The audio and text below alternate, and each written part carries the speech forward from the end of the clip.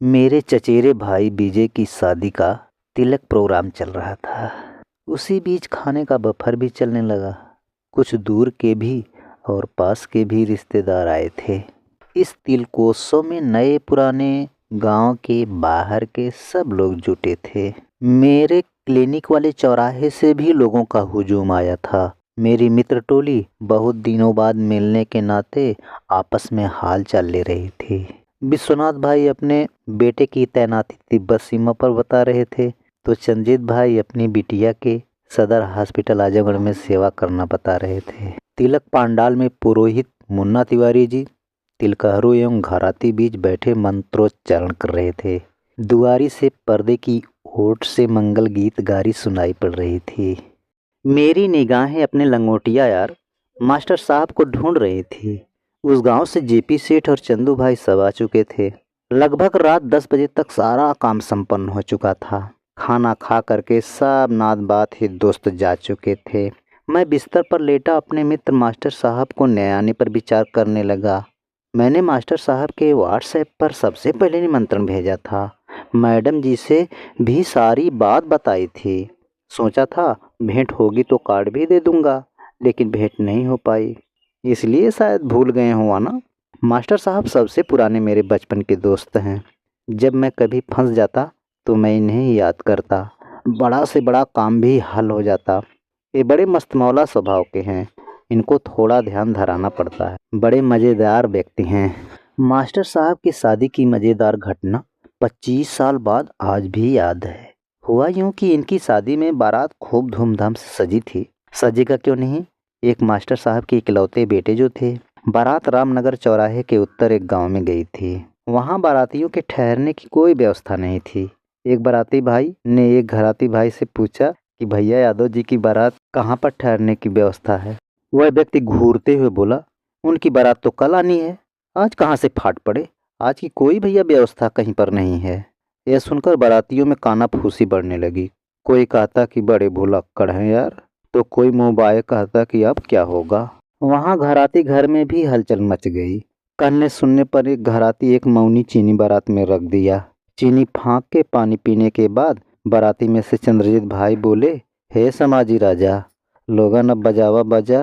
तब तक एक मोटा व्यक्ति लाठी लिए मुकुर्राकर बोला, भैया बाजा बजेगा तो यहाँ से लाठी बजेगी। अब यहाँ से सीधे अपने घर जाइए, कल बारात लेकर आइए। यह सुनकर लोगों में वाद विवाद बढ़ने लगा। मैं भागा अपने दूल्हा दोस्त के पास आया, जो स्कूल के कमरे के बाहर एक तख्त पर पलथी मार कर अकेले मस्त मुद्रा में बैठे थे, मानो शंकर जी घोर तपस्या में लीन हो। मैं तपस्या भंग करते हुए हाथ जोड़कर थोड़ा व्यंग में बोला, हे श्री शंकर भोले, जरा सा आँखियाँ खोलें, देखिए ना ससुराल लोक में क्या हो रहा है। पार्वती जी को बिन ब्याहे आज हम वापस हो जाएंगे क्या। मेरे दूल्हे दोस्त नोटों की माला संभालते हुए उठे और मुस्कुराकर बोले, शांत हो जाएं बस, अभी मैं कुछ उपाय करता हूँ। उन्होंने उस युवक को बुलाया जो अपने आप को बड़ा दारा सिंह बन रहा था। उससे बोले, देखो जाके घरात मालिक से बोल दो हमारे बारातियों की कुछ व्यवस्था करें, वरना यहाँ से बारात गई तो वापस कभी नहीं आएगी। यह क्या, इतना कहते ही जैसे सबको बिच्छुआ ने डंक मार दिया हो। सबको सांप सूंघ गया। हलचल बंद हो गई। वहाँ का वातावरण शांत सा हो गया। घर के मालिक प्रतिष्ठित पंच प्रधान मानो देवतागण हाथ जोड़े खड़े हो गए। लड़की के बाप प्रधान जी से अपनी भड़ास उगलने लगे। प्रधान भैया, शादी मेरी कल की है, सारी व्यवस्था कल की है, नात बात भी कल आएंगे, आज मैं इतने जल्दी कहाँ से व्यवस्था करूँ। प्रधान जी समझाते हुए कहा, टूटी फूटी सी कुछ न कुछ सारी व्यवस्था हो जाएगी। अरे दाल चावल का हंडा चढ़वा दो, अपनी अपनी रोगे तो काम कैसे चलेगा। सोचो जरा, इनके भी नात बात ही दोस्त बारात आए हैं ना। अपना अपमान समझकर लड़का शादी से ही मना कर दे तो क्या करोगे, कौन सी इज्जत रह जाएगी। इसलिए कहता हूँ काम निपटा लो। सबने बात मान ली। द्वार पूजा भी हुआ। दाल भात रोटी जो कुछ भी मिला लोग खाए भी। मैं भी एक पत्तल में दाल चावल लेकर बैठा ही था कि दूल्हे दोस्त आकर मेरे पास बैठ गए। मेरी पत्तल अपनी ओर खींचते हुए बोले, लाए पत्तल मुझे दे दे। यार मुझे बहुत भूख लगी है, घर पर चुलन्योता वाला खाना कम खाया था। पुनः मैं अपनी ओर पत्तल खींचते हुए बोला, नहीं यार, तुझे तो अभी फूल वाली थाली में सज के आएगा। लेकिन नहीं माने। पत्तल की खींचातानी में वही हावी हुए। प्रतिष्ठित पड़ोसी की तरह कब्जा बना लिए। मैं हाथ मलता बड़बड़ाने लगा, पता नहीं अब ये दाल भात भी नसीब होगा कि नहीं। वह सब बाराती चले गए थे।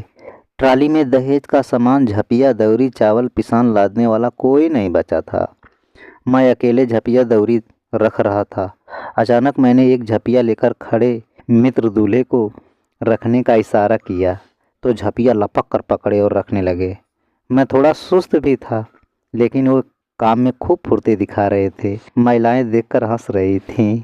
सामान रखवाते समय मैंने खड़े एक 18 वर्षीय लड़के से भी रखने के लिए कहा, क्यों भैया पेट पकड़ खड़े हो, जैसे 2 दिन पहले का खाना खाए हो। वह लड़का पेट ऐंठते हुए और वकिलाते हुए बोला, अरे नहीं भैया, रात को मैं ना खाना ज़्यादा खा लिया था। चावल अधपका होने के नाते पेट गुड़ गुड़ करके झड़ने लगा है। पेट दर्द के साथ 4-5 दस्तें हुई हैं। जो कुछ बचा खुचा है पेट में अब लगता है मुंह से निकलना चाहता है। मैं तुरंत बोला, अरे भाई जाके नींबू नमक चीनी पानी ले लो, नहीं तो कॉलरा पकड़ लेगा। हम लोग सामान लाद के 12 बजे तक घर आ गए। आज भी मास्टर साहब के शादी की कुछ ऐसी बातें हैं, जब याद आती हैं तो मैं मारे गुदगुदी के मारे पेट पकड़ कर बैठ जाता हूँ।